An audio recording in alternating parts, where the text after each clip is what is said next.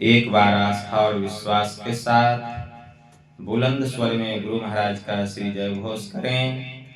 श्री सद्गुरु महाराज की जय।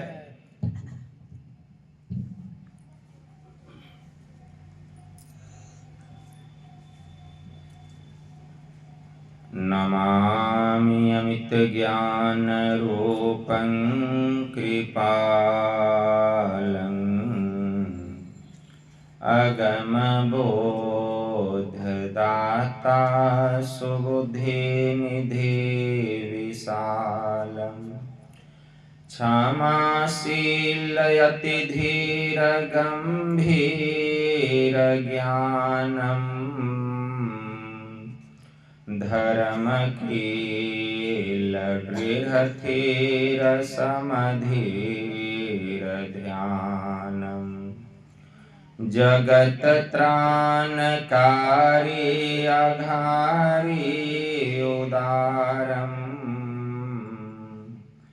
भगत प्राण रूपं दयागुण अपारम् नमो सतगुरुम ज्ञान दाता सुस्वामी नमामि नमामि नमामि नमामि नमामि नमामि नमामि नमामि। महाराज सद्गुरु है राजन को राजा है जिनकी कृपा से सरै सर्व काजा भने में ही सोई परम गुरु नमामि नमामि नमामि नमामि नमामि नमामि नमामि नमामि नमामि। श्री सद्गुरु महाराज की जय। अव्यक्त रूप में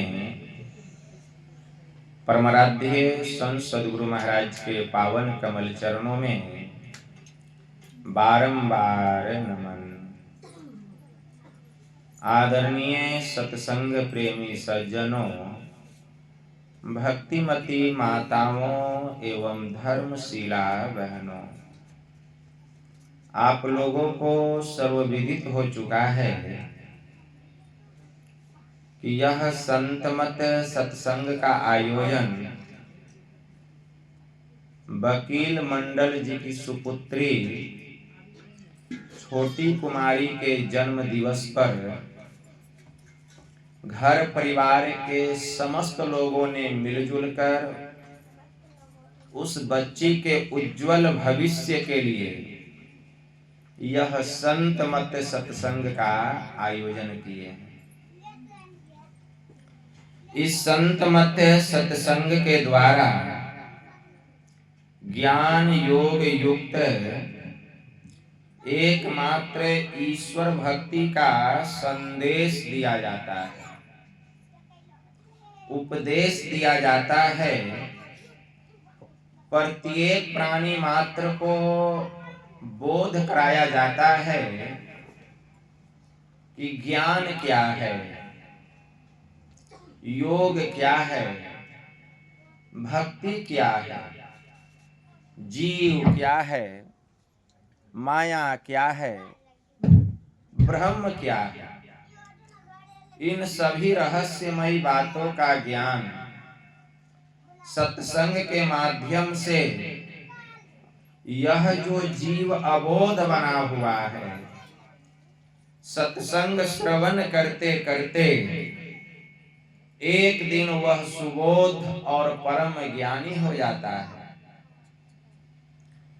अभी संत स्तुति और गुरु वंदना से पाठ का शुभारंभ हुआ।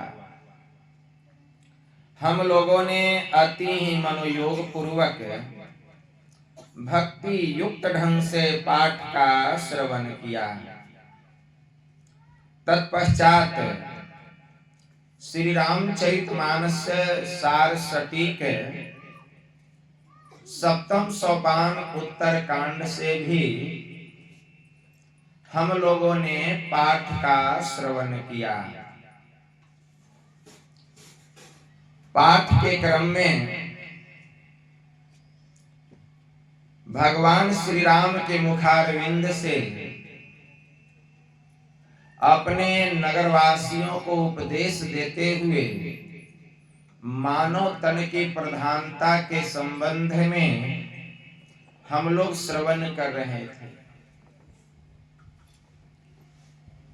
कि बड़े भाग मानुष तन पावा, असुर दुर्लभ सब ग्रंथ ही गावा।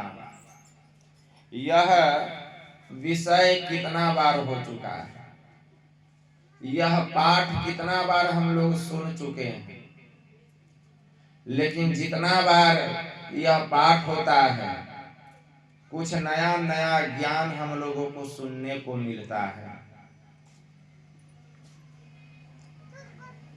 अभी हम लोग सुन रहे थे राजा श्वेत के संबंध में। राजा श्वेत कौन थे?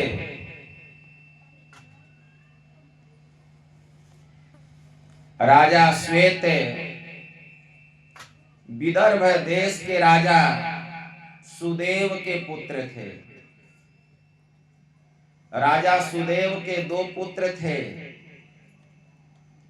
एक श्वेत और दूसरा सूरत।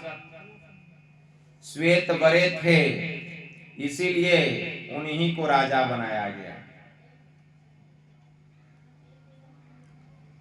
जब भगवान श्री राम शंभुक का वध करके अगस्त ऋषि की कुटिया में पधारे हैं, तो अगस्त ऋषि ने प्रभु श्री राम को एक बड़ा ही सुंदर हार प्रभु श्री राम को समर्पित किया। भगवान श्री राम कहने लगे कि गुरुदेव, दान तो मुझे आपको करना चाहिए, क्योंकि आप संत हैं, ऋषि हैं, तपस्वी हैं, और मैं तो एक राजा का पुत्र हूं, राजकुमार। तो फिर आप मुझे क्यों दान कर रहे हैं? इतना कीमती हार, सूर्य के जैसा उससे प्रकाश निकल रहा था, इतना कीमती हार, इतना सुंदर हार। और उस हार को किसने बनाया था? विश्वकर्मा ने बनाया था।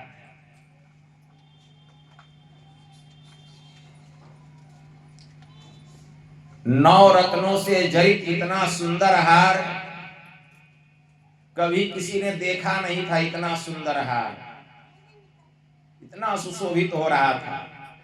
अगस्त ऋषि कहते हैं कि हे राम, यह जो हार है यह विश्वकर्मा का बनाया हुआ है, और कुबेर के खजानों में कीमती रत्नों में यह एक है, और यह हार तुम्हारे पास ही रहने योग्य है। इतना सुंदर और विचित्र हार को देखकर प्रभु श्री राम जिज्ञासा प्रकट किए कि हे गुरुदेव, मैं जानना चाहता हूं कि इस हार के पीछे की कथा क्या है, कहानी क्या है। तो वहीं पर अगस्त ऋषि कथा सुना रहे हैं कि हे राम सुनो, विदर्भ देश में एक राजा हुए,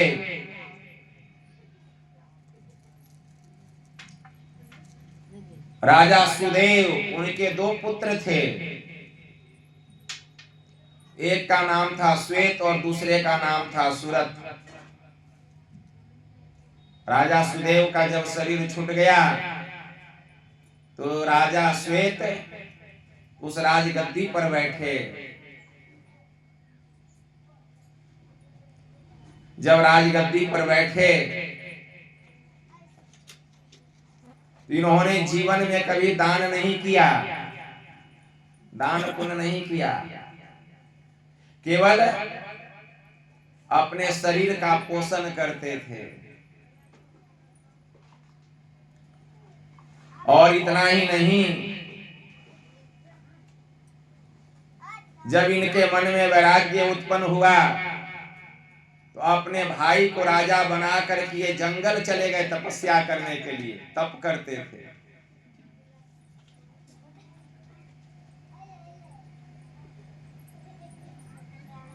जिस जंगल में ये तप करते थे, इनके तप के प्रभाव से वह जंगल जो 100 योजन में फैला हुआ था, कोई भी पशु पक्षी चिड़िया मैना किसी का भी वहां आवागमन नहीं था। तप करते करते जब इनका शरीर छूटा तो ये ब्रह्मलोक गए। जब ब्रह्मलोक गए तो वहां इनको भूख प्यास सताती थी। इनको आश्चर्य हुआ, ब्रह्मलोक में भी मुझे भूख प्यास सताती है। तो ये ब्रह्मा जी के पास गए और इन्होंने कहा कि ब्रह्मा जी ये तो ब्रह्मलोक है, मुझे यहाँ भूख प्यास क्यों सताती है? ब्रह्मा जी ने कहा, राजन तुमने जीवन में न कभी दान किया, न पुण्य किया, न साधु संतों की सेवा की, न सत्संग किया, केवल तप किया, अश्वमेध यज्ञ किया, नाना प्रकार के अनुष्ठान किया, बहुत धन खर्चा किया, लेकिन कभी भी दान पुण्य नहीं किया, साधु संतों की सेवा नहीं की, केवल अपने शरीर का पोषण में और तप में ही तुमने अपना जीवन बर्बाद किया। उसी तप के प्रभाव से और उस यज्ञ के प्रभाव से तुमको ब्रह्मलोक की प्राप्ति हुई है, लेकिन जो तुमने तप किया इतना, तुम्हारे तप से तुम्हारा शरीर अभी भी अक्षय बना हुआ है। शरीर तो तुम्हारा छूट गया, तुम्हारा जो जीव है यह ब्रह्मलोक आ गया, सूक्ष्म शरीर, लेकिन अभी भी तुम्हारा स्थूल शरीर तप के प्रभाव से अक्षय बना हुआ है, अभी तक वह नष्ट नहीं हुआ है। और जिस कुटिया में रह के तुम तप करते थे, 100 योजन तक जो जंगल फैला हुआ था, बीच में एक सरोवर था, 32 योजन का सरोवर था, और उसी सरोवर के किनारे आश्रम बना करके वे तप करते थे। वहीं पर तुम्हारा मृत शरीर पड़ा हुआ है। जाओ तुम अपने मृत शरीर का मांस खाना, क्योंकि जीवन भर तुमने अपने शरीर का पोषण ही किया है, दान पुण्य नहीं किया है। शरीर का पोषण करना और तप करना, तप के प्रभाव से शरीर अक्षय बन गया, नष्ट नहीं हुआ। इसलिए जाओ अपने मृत शरीर का मांस खाना, भूख प्यास सताती है, और उस सरोवर में स्नान करके ब्रह्मलोक वापस आना। बड़ा दुख राजा श्वेत को। बताइए, कोई इतना तप करे, अपने शरीर का पोषण करे और तप के प्रभाव से किसी का शरीर अक्षय बन जाए, मतलब नष्ट ही नहीं हो, और अपने मृत शरीर का मांस खाना पड़े, इससे बड़ा दुख क्या हो सकता है?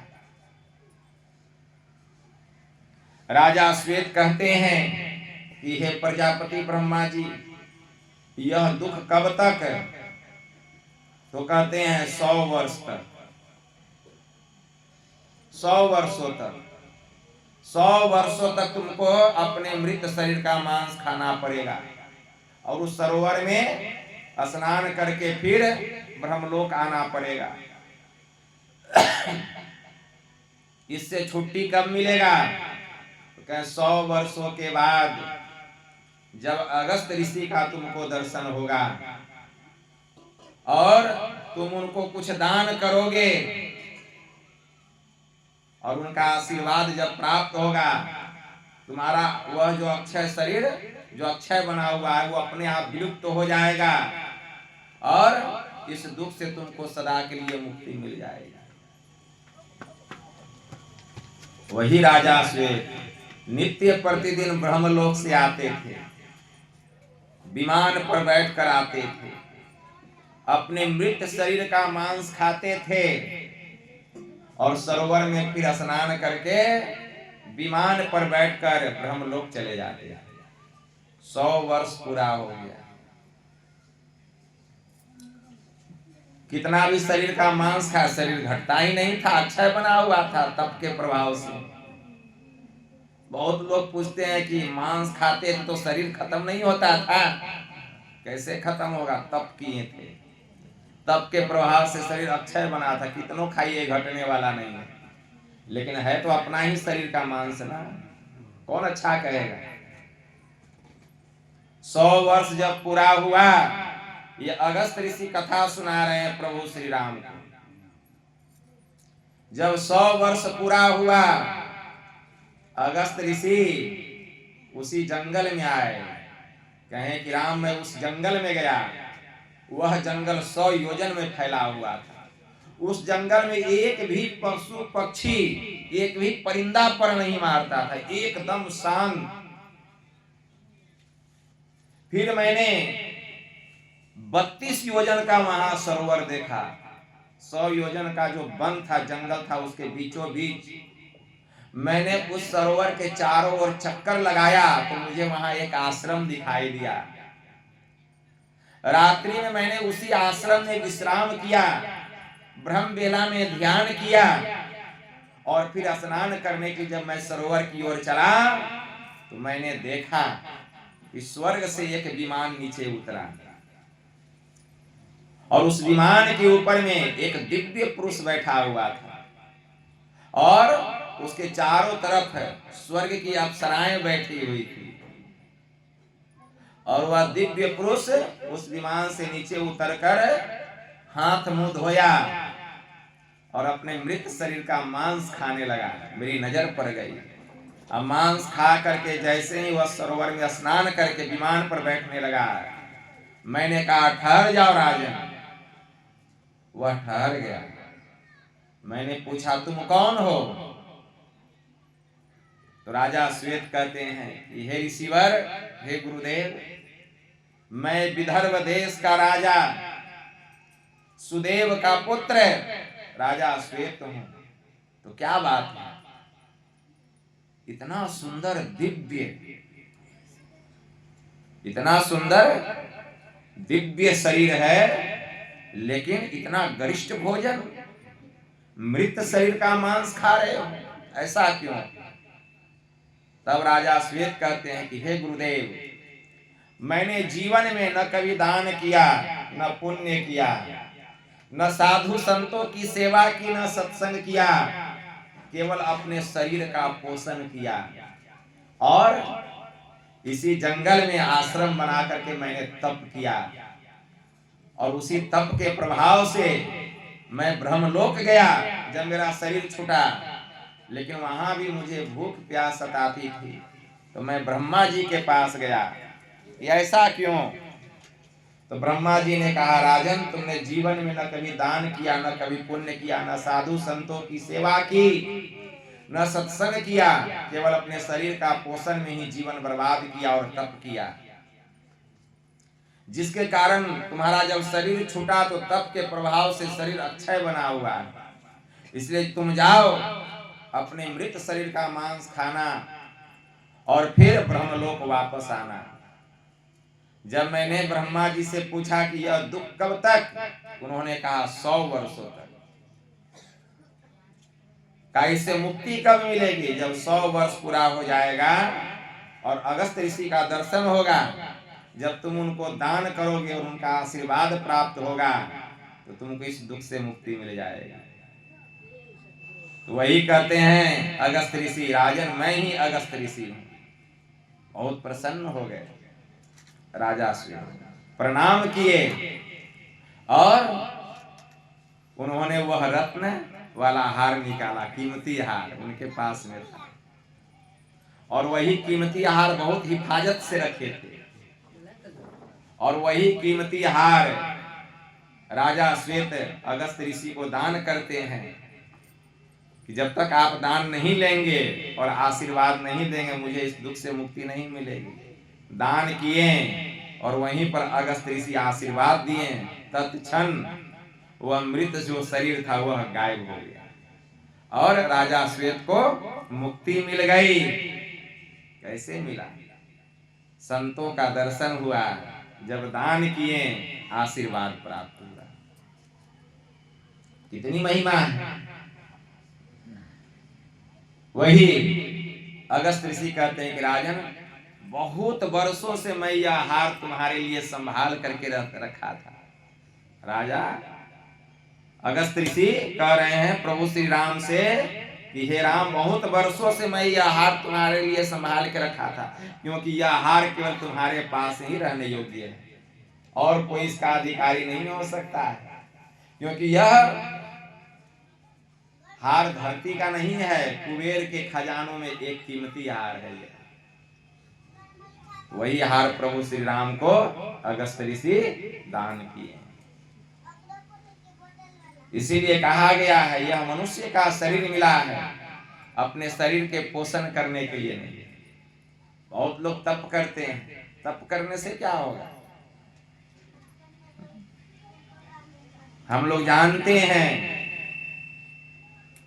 कि विश्वामित्र मुनि बहुत बड़े तपस्वी थे, बहुत तपस्या का उनको गर्व था, लेकिन महर्षि वशिष्ठ ऋषि ध्यानी थे, ज्ञानी थे, सत्संग से उनको प्रेम था, सत्संग करते थे, ध्यान करते थे। एक समय का प्रसंग है कि एक बार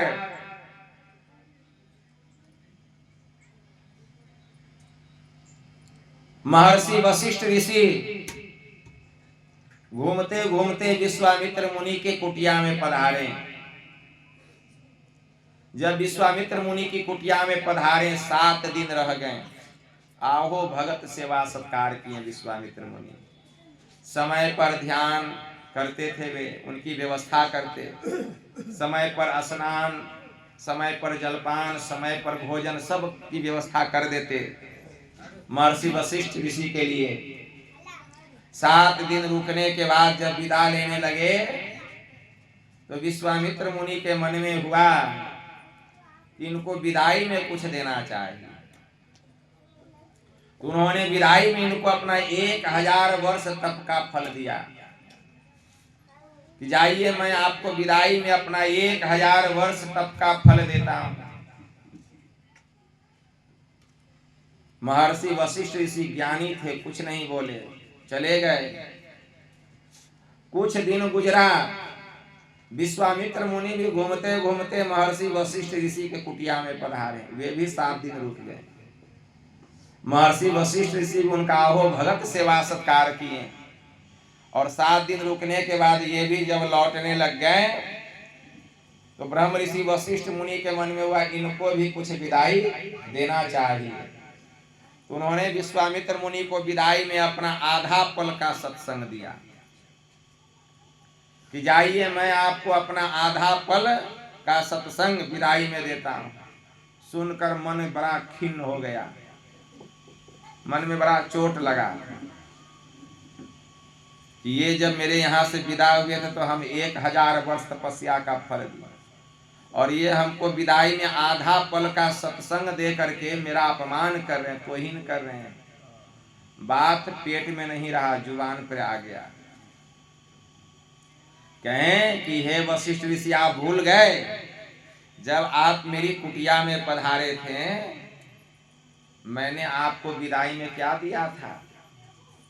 1000 वर्ष तपस्या का फल, और आप हमको विदाई में आधा पल का सत्संग देकर मेरा अपमान कर रहे हैं, मेरा तौहीन कर रहे हैं। ब्रह्म ऋषि वशिष्ठ मुनि कहते हैं कि हे विश्वामित्र मुनि, इसका मतलब है कि आपने आधे पल की सत्संग की महिमा को नहीं जाना। इसकी महिमा क्या है? अब दोनों में कौन श्रेष्ठ है? आधा पल का सत्संग कि 1000 वर्ष तप का फल? फैसला कैसे होगा? चला जाए ब्रह्मा जी के पास, वही फैसला करेंगे। दोनों गए ब्रह्मा जी के पास। विश्वामित्र मुनि कहते हैं कि हे ब्रह्मा जी, फैसला कीजिए। जब ये मेरे पास से विदा होने लगे तो मैंने 1000 वर्ष का तप का फल दिया, और जब मैं इनके यहाँ से विदा होने लगा तो इन्होंने आधा पल का सत्संग दिया। दोनों में श्रेष्ठ कौन है? ब्रह्मा जी सोच में पड़ गए, क्या बताएं। कहीं अगर इनके विपरीत फैसला हो गया तब? तपस्वी है, तपस्या किए हैं, और तपस्वी को तप का अभिमान होता है। कहीं श्राप दे दिए तो पता नहीं ब्रह्मलोक से कौन लोक में चले जाएंगे। कहते हैं कि हे विश्वामित्र ऋषि, आप तो तपस्वी हैं और योग और तप में निपुण है भगवान भोलेनाथ। भोलेनाथ निपुण है। हमसे कहीं ऊंच नीच भी फैसला हो जाए, क्योंकि हमको क्या मालूम कि योग क्या है, तप क्या है। जो योग करे तप करे वही जाने। तो भगवान शिव योगी हैं, दिन रात तप ही करते हैं। आप भगवान शिव जी के पास चले जाइए, वह उत्तम फैसला कर देंगे। विश्वामित्र ऋषि चले, महर्षि वशिष्ठ मुनि दोनों कहाँ हैं? भगवान शिव जी के पास। विश्वामित्र मुनि कहते हैं कि हे भोलेनाथ, फैसला कीजिए कि 1000 तप का फल आधे पल के सत्संग से श्रेष्ठ है कि आधा पल का सत्संग 1000 वर्ष तप के फल से श्रेष्ठ है। शंकर भगवान भी चिंतित सोच में पड़ गए।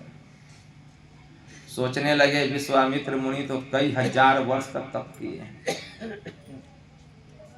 और इनका श्राप भी जल्दी लग जाता है। कहीं अगर इनके विपरीत फैसला हो गया तो पता नहीं क्या होगा। थोड़ा सा मन में चिंतन करते हैं, उत्तम उपाय ढूंढते हैं। उपाय मिल गया। कहें कि हे विश्वामित्र ऋषि, फैसला क्या करना है? आप चले जाइए शेषनाग के पास, मेरा दूत है। हम फैसला क्या करेंगे? हमारा जो दूत है, हमारा जो सेवक है, जो दास है, वही फैसला कर देगा। आप शेषनाग के पास चले जाइए और कहिएगा कि मैंने आप दोनों को उनके पास भेजा, वही फैसला कर देंगे। अब इनका क्रोध बढ़ते जा रहा था। विश्वामित्र ऋषि, महर्षि वशिष्ठ ऋषि दोनों चले शेषनाग के पास।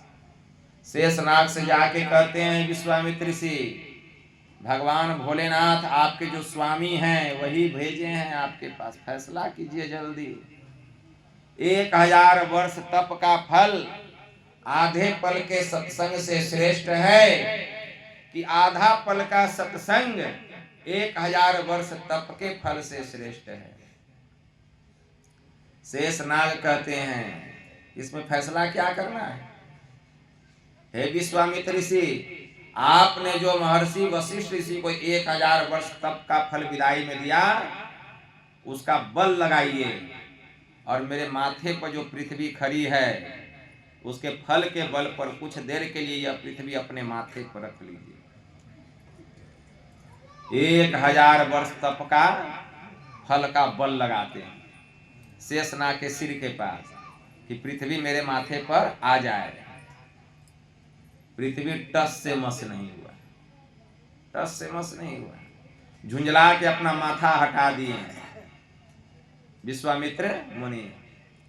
अब शेषनाग कहते हैं कि हे वशिष्ठ ऋषि, आपने जो इनको विदाई में आधा पल का सत्संग दिया, उस आधे पल के सत्संग के फल का बल लगाइए और मेरे माथे पर जो पृथ्वी खड़ी है कुछ देर तक अपने माथे पर रख लीजिए।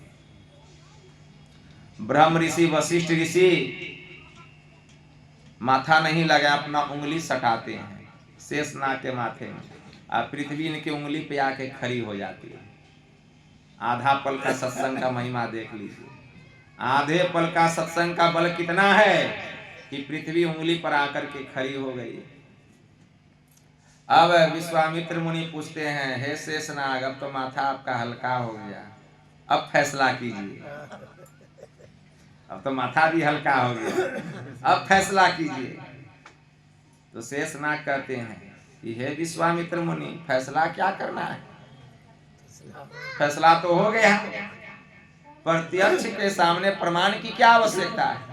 आपने 1000 वर्ष तप का फल का बल लगाया, पृथ्वी टस से मस नहीं हुआ, और इन्होंने आधा पल के सत्संग का फल का बल लगाया, पृथ्वी इनके उंगली पर खड़ी है। तो यह है सत्संग की महिमा।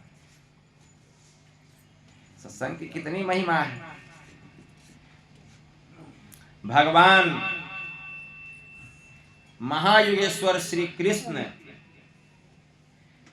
उत्तर गीता में कहते हैं, मुहूर्तमपि यो गच्छे ना सागरे मनसा सह सर्वम तरति पापानम तस्य जन्म शतार्जितम। अगर एक मुहूर्त के लिए भी, एक क्षण के लिए भी मन सहित नासाग्र में जाकर के जो ठहरता है, या कुछ काल के लिए भी जो अपने मन को नासाग्र में रोक करके रखता है, तो सैकड़ों जन्मों का जो किया हुआ पाप है, तत्क्षण उस पापों से वह मुक्त हो जाता है। भगवान शिव जी माता पार्वती से कहते हैं कि हे देवी, भगवान शिव जी कहते हैं माता पार्वती से कि हे देवी, शिरः कपाले रुद्राक्षरम बीवरम चिंतयेद यदा तदा ज्योतिः प्रकाशः स्याद् विधुत पुंज संप्रभः एतत् चिंतन मात्रेण पापानं संशयो भवेत दुराचारो अपि पुरुषो लभते परमं पदम। सिर में कपाल है, कपाल के भीतर में रुद्राक्ष है, और उस रुद्राक्ष में एक सुराग है, बीवर है, बीवरम। उस रुद्राक्ष के बीच में एक बीवर है, मतलब महीन छिद्र है। चिंतयेद यदा, जो हमेशा अपने चित्त को वहां लगा करके रखता है, परिणाम क्या होता है, तदा ज्योतिः प्रकाशः स्याद् विधुत पुंज संप्रभः, तो बिजलियों के पुंज के समान ब्रह्म ज्योति का प्रचंड प्रकाश होता है। उस प्रकाश में एतत् चिंतन मात्रेण पापानं संशयो भवेत, कई जन्मों का किया हुआ जो पहाड़ के समान पाप है वह जल करके राख हो जाता है। दुराचारो अपि पुरुषो लभते परमं पदम। हे पार्वती, कितना ही दुराचारी, कितना ही पापी पुरुष क्यों न हो, वह अपने पापों से मुक्त होकर मेरे परम धाम को प्राप्त करता है। भगवान महायोगेश्वर श्री कृष्ण उत्तर गीता में कह रहे हैं,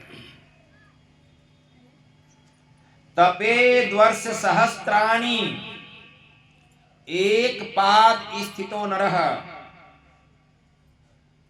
एकस्य ध्यान योगस्य कलाम नारहंति षोडशीम। जो एक पैर पर खड़ा होकर 1000 वर्ष तक तप करता है, उसका जो फल है सुषुम्ना ध्यान के 16 अंश में से 1 अंश के बराबर भी नहीं है। कितनी महिमा है। यह आंतरिक सत्संग है। यह आंतरिक सत्संग है। यही आंतरिक सत्संग का फल जो है, आधा फल यही सत्संग ब्रह्म ऋषि वशिष्ठ मुनि ने विश्वामित्र मुनि को दान किया था। यही है, एक बाहरी सत्संग और दूसरा आंतरिक सत्संग। उत्तर गीता में भगवान महायोगेश्वर श्री कृष्ण कहते हैं, ब्रह्म हत्या सहस्त्राणि भ्रूण हत्या शतानि च एतानि ध्यान योगस्य दहत्य अग्निरिवेन्धनम। 1000 ब्रह्म हत्या और सैकड़ों भ्रूण हत्या जैसा महापाप जो है,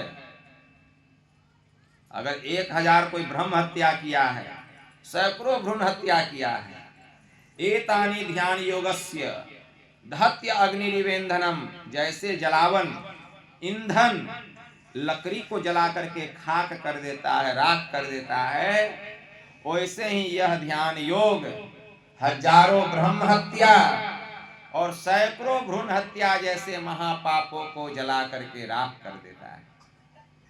कितनी महिमा है। तो सुषुम्ना में मन को लगाना पड़ेगा, तब वह फल का बल आपको प्राप्त मिलेगा। सुषुम्ना का बल ऐसे नहीं मिलता है। एक बड़े उच्च कोटि के महापुरुष हो गए संत चरणदास जी महाराज, उनकी वाणी में आया, हरि सेवा कृत 100 वर्ष, हरि सेवा कृत 100 वर्ष। सत्यनारायण भगवान का पूजा किए 100 वर्ष तक। लोग करते हैं ना सत्यनारायण कथा, कितना दिन किए? 100 वर्ष। अब तो 100 वर्ष कोई नहीं करता है, जिंदा रहेगा तब ना जी। हरि सेवा कृत 100 वर्ष और गुरु सेवा पल 4, और गुरु का सेवा 4 पल, हरि का सेवा सत्यनारायण भगवान का कथा 100 वर्ष, हरि सेवा कृत 100 वर्ष और गुरु सेवा पल 4, तो भी नहीं बराबरी। अब वेदन किया विचार, वेद कहता है, चरणदास जी कहते हैं, यह 4 पल की बराबरी जो 100 वर्ष सत्यनारायण भगवान का कथा किया घर में, ये 4 फल की वह हरि सेवा 100 वर्ष का 4 पल की बराबरी नहीं कर सकता। तो कम से कम गुरु की सेवा 4 पल कर लीजिए। 100 वर्ष जिंदा रहेंगे कि नहीं इसमें तो भ्रम है, लेकिन 4 पल तो कम से कम जिंदा रह ही सकते हैं। ठीक है ना, इसमें तो उतना भ्रम नहीं। वैसे तो 1 सेकंड का ठिकाना नहीं है, लेकिन कहाँ 100 वर्ष और कहाँ 4 पल, तो मन में होता है 4 पल तो कर सकते हैं। 4 पल कैसा? आंख कान मुख बंद कराओ, ऐसा सेवा होना चाहिए। 4 पल, 4 पल कैसा सेवा? आंख कान मुख बंद कराओ, अनहद झींगा शब्द सुनाओ, और दोनों तिल एक तार मिलाओ, और तब देखो गुल जा रहा है। 4 पल ऐसा सेवा होना चाहिए।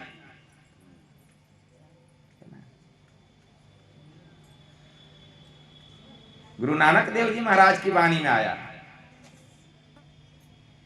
तीनों बंद लगाई के सुन अनहद टंकोर, नानक सुन समाधि में नहीं सांझ नहीं भोर। 4 पल ऐसा सेवा होना चाहिए।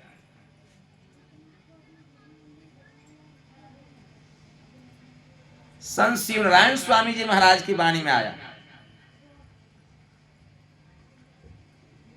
आसन पदुम लगाई के सुरत सम्हारो बाट।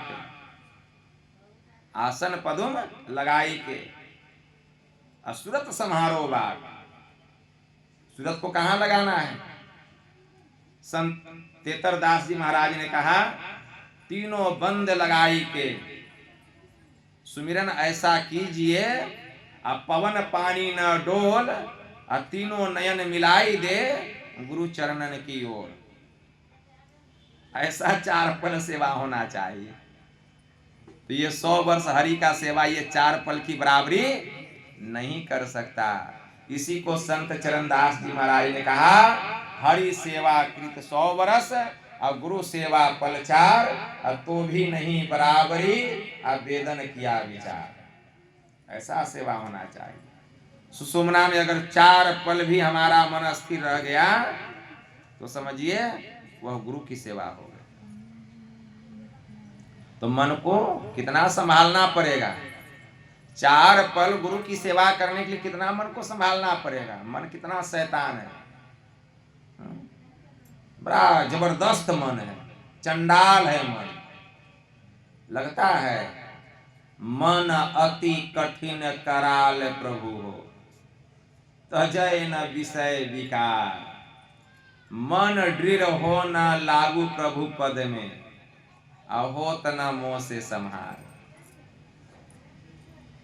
मन को संहार कर लीजिएगा तब तो भक्ति हो गया।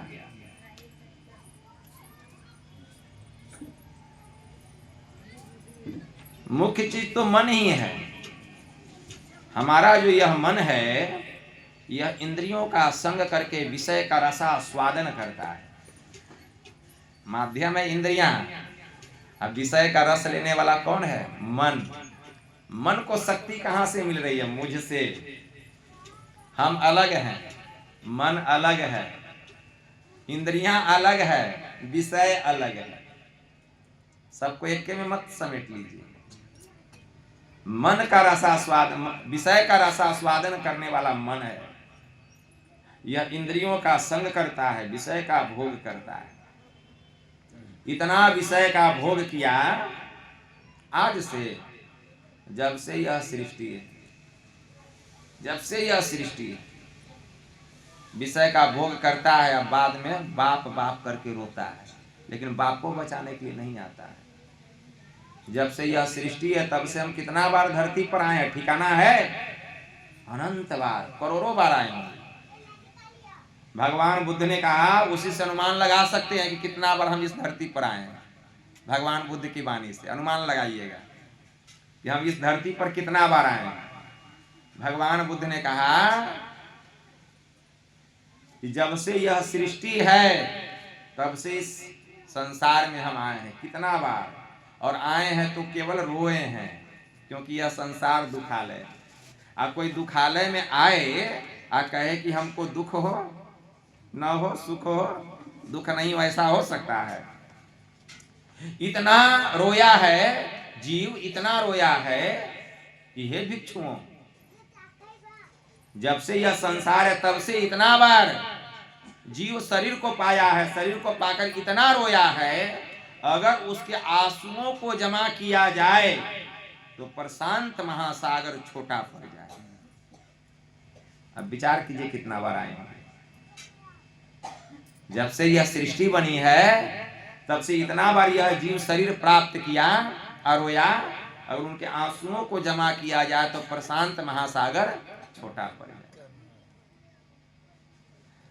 जब से यह सृष्टि बनी है तब से यह जीव इतना शरीर धारण किया है और इतना शरीर को छोड़ा है, अगर उसके हड्डियों को जमा किया जाए तो हिमालय पर्वत छोटा पड़ जाए। कितना बार आए हैं अनुमान लगा सकते हैं। लेकिन आए तो किसके अधीन रहें? मन के अधीन, मन का गुलाम बन करके, मन का गुलाम बन करके। और मन जो है क्या किया? विषय का भोग किया, जोग किया, विषय का भोग। तो मन जो है ये चंडाल है, चंडाल। मन जो है विषय का भोग करने वाला कौन है? क्या खटखुट करता है तुम लोग? तार हिली गए तो ढोली गए तो क्या क्या बोल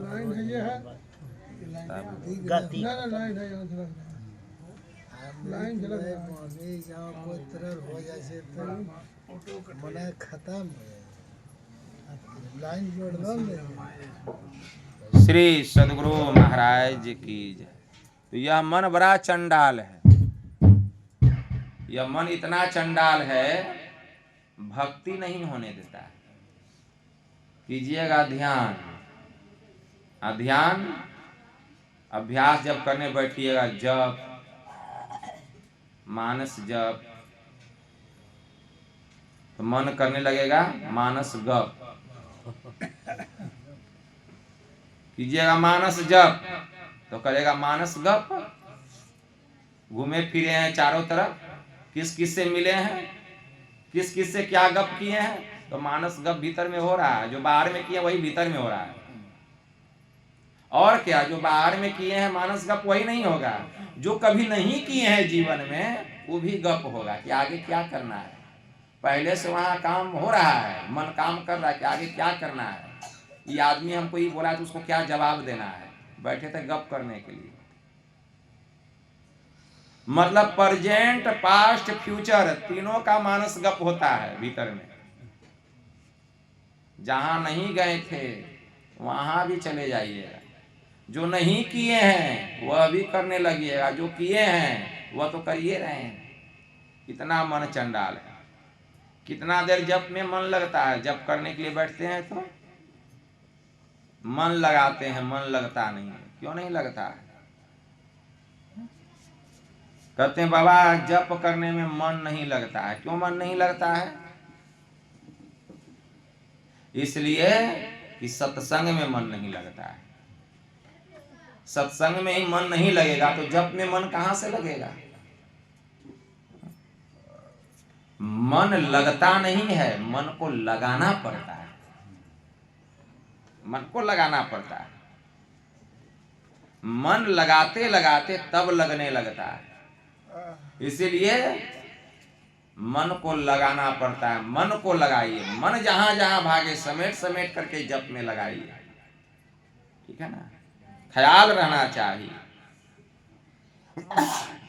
कि हमारा मन जप में लगा हुआ है कि नहीं। ख्याल तो रहता है, जब हम जप करते हैं तो ख्याल रहता है ना जी कि जप हो रहा है, और जब गप करते हैं तब भी ख्याल रहता है कि गप हो रहा है। तो यह ख्याल रखने वाला कौन है? चेतन। यह ख्याल रखने वाला चेतन है। इसीलिए मन को समझा बुझा करके, प्यार से पुचकार करके, उसको जो है ना कठिनता के साथ नहीं, इसको बल के साथ आप मन को नहीं समझा सकते। प्यार से पुचकार करके, मन जो है बालक है, मन जो है बालक है। और माता जो है यह क्या है? साधक है, साधक माँ है, मन बालक है। ठीक है ना? बच्चा जो है माँ के गोद से उतरता है।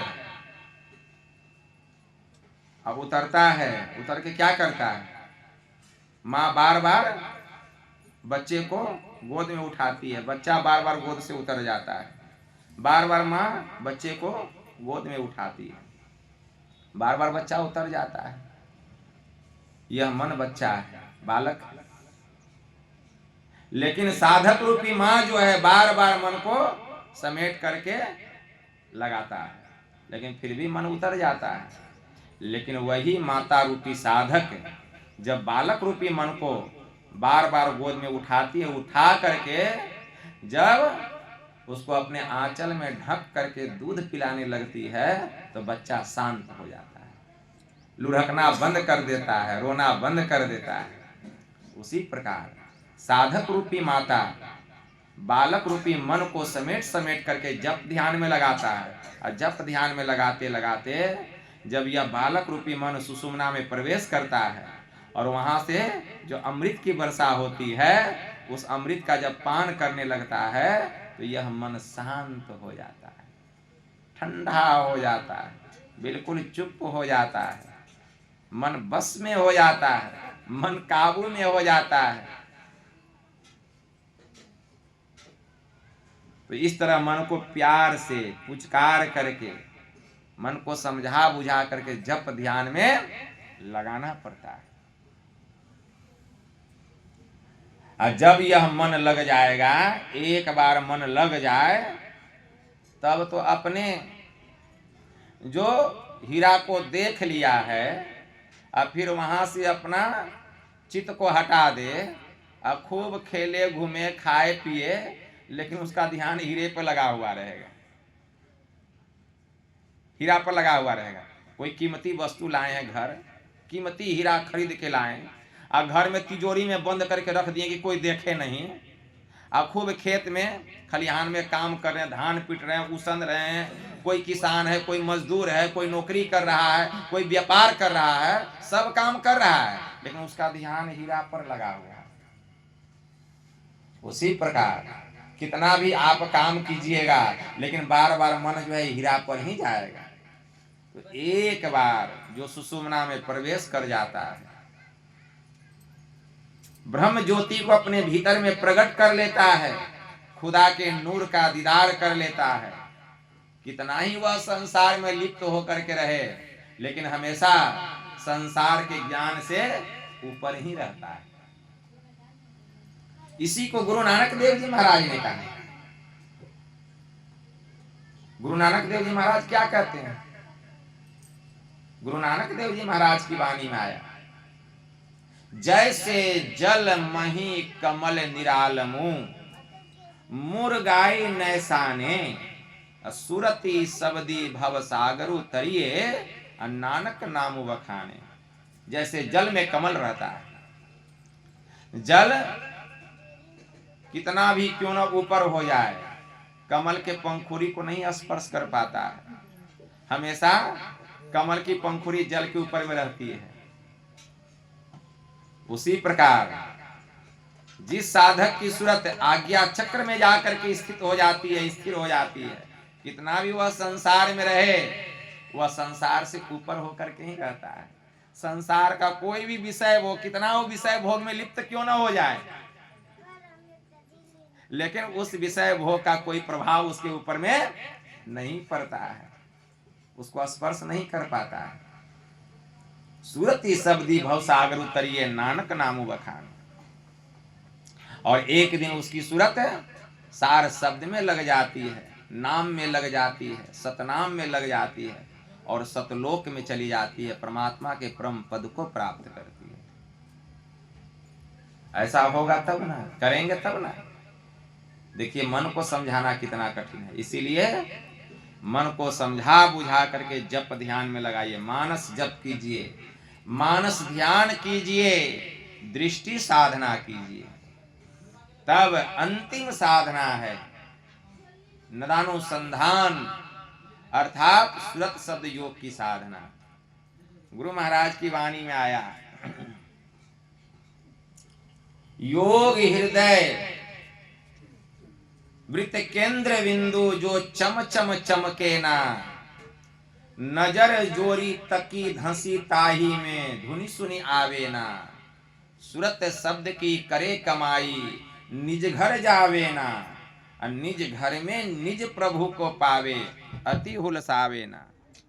में ही अस गुरु संत युक्ति, यम त्रास मिटावे ना, भाई योग हृदय वृत्त केंद्र बिंदु, जो चमचम चमके ना। तब यह ज्ञान की प्राप्ति होगी, ऐसे ज्ञान की प्राप्ति नहीं होगी। तो इसके लिए परिश्रम करना पड़ेगा, अभ्यास करना पड़ेगा। अभ्यास करते करते मन में वैराग्य उत्पन्न होगा, और जब वैराग्य उत्पन्न होगा तब देखिए भक्ति में कितना आनंद आता है। भक्ति से बड़ा कोई सुख ही नहीं है। काग भुसुंडी जी महाराज ने पक्षीराज गरुड़ से कहा, तात भगति अनुपम सुख मूला, मिलही जब संत हो ही अनुकूला। जब अनुकूल संत मिल जाते हैं तब वह अनुपम भक्ति का सुख प्राप्त होता है।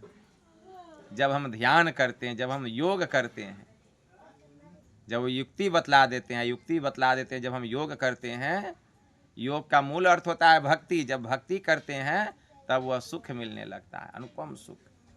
मतलब वह लौकिक नहीं, वह दिव्य सुख है, पारलौकिक सुख है, अलौकिक सुख है। उस सुख का क्या कहना। संसार का सारा सुख, संसार की सारी चाहनाएं, संसार की सारी संपदाएं उसके सामने फीका पड़ जाता है। चाह गई, चिंता मिटी, मनवा बेपरवाह, जाको कछु न चाहिए, सो है शाहंशाह। तो इस सुख को प्राप्त करने के लिए ही यह सत्संग है कि हम इस सुख को प्राप्त करें। केवल सुनने से काम नहीं चलेगा, जीवन में उतारना पड़ेगा। कितना दिन से सुनते सुनते, कोई 30 साल, कोई 40 साल, कोई 50 साल, लेकिन जहां का तहें पड़े हुए। क्यों? केवल सुन लेते हैं, करते नहीं हैं। करना पड़ेगा। कीजिए और इस ज्ञान को प्राप्त कीजिए, तब कल्याण होगा। अभी सुने ना राजा श्वेत की कथा। दान पुण्य खूब किए दान पुण्य खूब किए नहीं किए, अश्वमेध यज्ञ किए। अपने शरीर का पोषण किए, सुंदर सुंदर खाना, सुंदर सुंदर पहनना, सुंदर सुंदर इत्र सेंट, यही काम किए, शरीर का पोषण किए और तप करते थे। लेकिन ध्यान नहीं किए, सत्संग नहीं किए, दान पुण्य नहीं किए, साधु संतों की सेवा नहीं किए। परिणाम क्या हुआ? शरीर अक्षय बनने से क्या होगा? आखिर अपने ही मृत शरीर का मांस खाना पड़ रहा है। कल्याण कैसे हुआ? जब संत का दर्शन हुआ। इसीलिए तात भगति अनुपम सुख मूला, अब मिलही जब संत हो ही अनुकूला। अनुकूल संत होना चाहिए। कैसे संत होना चाहिए? बड़ा अच्छा वेद में मंत्र आया है। कैसा संत होना चाहिए? अनुकूल। अनुकूल संत कैसे होते हैं? उनकी कुछ पहचान तो होगी। बाबा बोल दिए कि तात भगति अनुपम सुख मूला, मिलही जब संत हो ही अनुकूला। कि अनुकूल हैं कि प्रतिकूल हैं, पहचान कैसे होगी कि अनुकूल हैं कि नहीं? वेद में एक मंत्र आया है। वेद भगवान उपदेश करते हैं, ओम स योजत उरुगायस्य जुटिम वृथा क्रीडंतम मीमीते न गावः परिन संक्रीणुते तिग्म श्रृंगो दीवा हरिर्ददृशे नक्त मृजः। इस मंत्र के द्वारा वेद भगवान उपदेश करते हैं कि हे मनुष्यों, हाथ पैर मुंह गुदा लिंग रसना आंखें कान नाक, यहाँ तक कि अंतःकरण की जो इंद्रियां है, मन बुद्धि आदि के द्वारा परमात्मा का प्रत्यक्ष दर्शन करना झूठ ही एक खेल करना है। क्योंकि इनसे वह नहीं जाना जा सकता, क्योंकि वह इंद्रियातीत है, इंद्रियों के ज्ञान से रहित है। लेकिन हाँ क्या कहते हैं?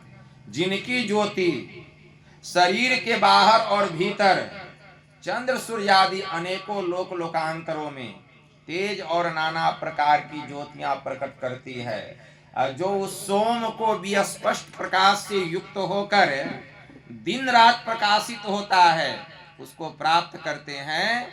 आप सब भी उसका अनुकरण करें। ऐसे अनुकूल संत कैसे होते हैं? पूर्व मंत्रोक्त परमहंस योगी कहते हैं। लेकिन हाँ, पूर्व मंत्रोक्त परमहंस योगी, इसके पूर्व में जो मंत्र है उसमें बतलाया गया है कि वे संत कैसे होते हैं, जो अनुकूल संत होते हैं। तो वेद भगवान क्या कहते हैं कि इसके पूर्व जो मंत्रोक्त है उसके अनुसार परमहंस योगी। तो इसके पूर्व मंत्र क्या है? तो पूर्व मंत्र है ओम प्रहंसा संस्त्रिपला वग्नु मक्षा माद अस्तंग वृषगणा अयासुह अंघोषिनम पवमानम सखायो दुर्मर्षम बाणम प्रवदंती साकम। इस मंत्र के द्वारा वेद भगवान इस देह में बसने वाले कांति स्वरूप आत्मा को उपदेश करते हैं कि हे जीवात्माओं, जो उत्तम और अचल समाधि के साधक होते हैं, जिन्होंने कि त्रिगुणादिकों को पार करके दूध में मिले हुए जल को हंस के पृथक पृथक करने के सामर्थ्य की तरह जो समर्थवान परमहंस योगी हो, हंसों में एक राजहंस होता है, उसी प्रकार कोई परमहंस योगी होते हैं। जोगियों में कोई परमहंस होते हैं, जैसे हंसों में एक राजहंस होता है, मानसरोवर में पाया जाता है। दूध और पानी मिला के रख दीजिए, दूध पी जाएगा, पानी छोड़ देगा। उसी प्रकार योगियों में कोई परमहंस योगी होते हैं जो अत्यंत तेज से युक्त होकर सब देहों में एक समान ईश्वर के सर्वव्यापक और अनाहत नाद को प्रत्यक्ष करने का लक्ष्य करके अपने भीतर में अप्रकट रूप से, किसी को दिखा करके नहीं, प्रकट होकर नहीं, अप्रकट रूप से अपने भीतर में उस सोम रस को जो योगाभ्यास द्वारा प्राप्त करते हैं, ऐसे संत अनुकूल होते हैं। आप सब भी उनका अनुकरण करें। ऐसे अनुकूल संत होते हैं, ऐसे परमहंस योगी होते हैं। ऐसे संतों के शरण में जाना पड़ेगा और उनसे भक्ति का दान लेना पड़ेगा। मोहि दे दो भगति दान, सतगुरु हो दाता जी। वही कागभूषुंडी जी महाराज कहते हैं, तात भगति अनुपम सुख मूला, अब मिलही जब संत हो ही अनुकूला। एक जगह गोस्वामी जी लिखते हैं, जर चेतन गुण दोष में विश्व किन्ही करतार, संत हंस गुण गहही परिहरि वारी विकार। करतार मतलब परमात्मा। परमात्मा ने जड़ और चेतन दोनों को मिलाकर के संसार की रचना की। परमात्मा ने गुण और दोष दोनों को मिलाकर के संसार की रचना की। जड़ चेतन गुण दोष में विश्व किन्ही करतार। लेकिन इसी संसार में जो संत होते हैं वे परमहंस होते हैं। संतों में कोई परमहंस होते हैं, जैसे हंसों में कोई राजहंस होते हैं, उसी प्रकार संतों में कोई परमहंस होते हैं। तो संत हंस गुण गहाई, तो जो परमहंस जो होते हैं योगी, उनका गुण हंस के जैसा होता है। हंसों में जो राजहंस होता है, संत हंस गुण गहाई परिहरि वारी विकार। जैसे राजहंस के सामने जल में पानी मिलाइए, पानी में दूध मिलाइए, दूध पी जाता है, पानी छोड़ देता है। उसी प्रकार परमहंस योगी जो होते हैं, जब इस संसार में आते हैं, इस संसार से सार को ग्रहण कर लेते हैं और आसार को छोड़ देते हैं। सार क्या है? परमात्मा। आसार क्या है? संसार। संसार को छोड़ देते हैं। सृष्टि के कण कण में परमात्मा है।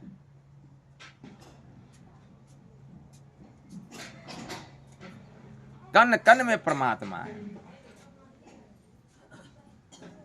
इसलिए हम उस परमात्मा को जाने, लेकिन हम संसार में फंसे हुए हैं, आसार में डूबे हुए हैं। भगवान श्री राम ने क्या कहा?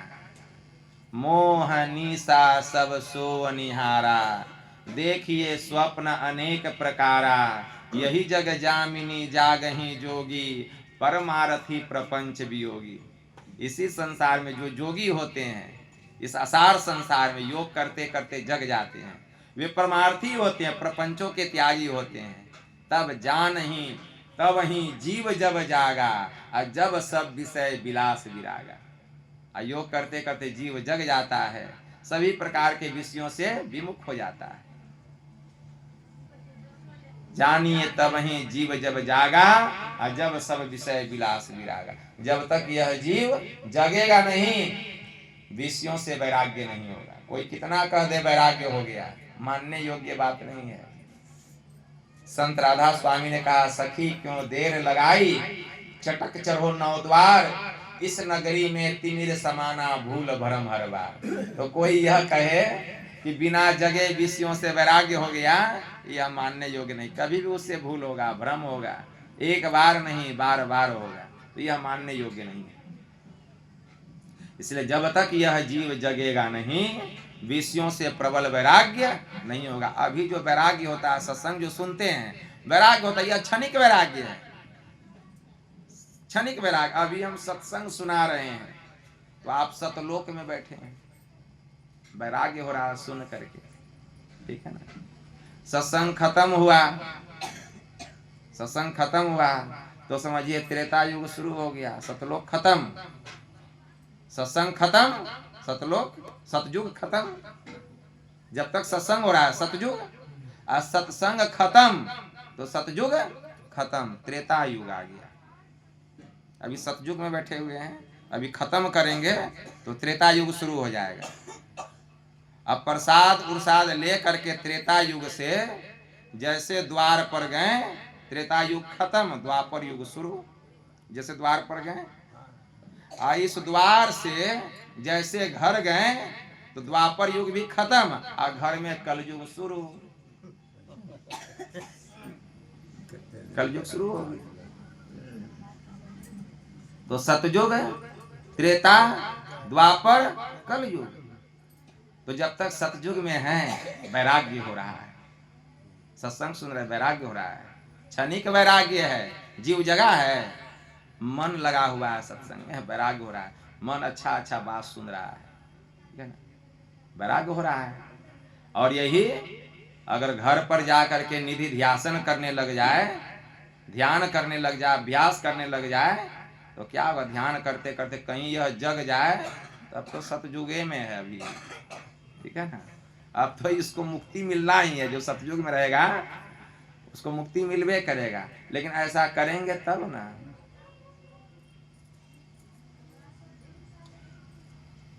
तो इसलिए हमेशा अपने मन को सत्संग में लगा के रखें, घर पर जा करके त्रैकाल संध्या करें, नित्य नियमित रूप से ध्यानाभ्यास करें, सत्संग करें, सदाचार का पालन करें, और अपने जीविकापार्जन के लिए पवित्र कमाई करें। उस कमाई से अपने शरीर का, अपने परिवार का पोषण करें, तो हमारा यह लोक और परलोक दोनों सुखमय होगा। यही थोड़ा सा मैं आप लोगों की सेवा में कहा। बस इतना ही कहकर मैं अपनी वाणी को गुरु महाराज के श्री चरणों में प्रेम पुष्प समर्पित करते हुए विराम देता हूँ। यह संत मत सत्संग का आयोजन वकील मंडल जी की सुपुत्री छोटी कुमारी के जन्म दिवस पर घर परिवार के सब लोग मिलजुल कर अपनी बच्ची के उज्जवल भविष्य के लिए किए। मैं उस बच्ची को आशीर्वाद देता हूँ गुरु महाराज के तरफ से, उसका जीवन उज्जवल हो, ज्ञान का प्रकाश हो, वह बुद्धिमती हो, विदुषी हो, और इसी तरह यहाँ सत्संग होता रहे उसके जन्मदिन पर, कि इससे समाज के लोगों को भी लाभ हो। बोलिए प्रेम से श्री सद्गुरु महाराज की।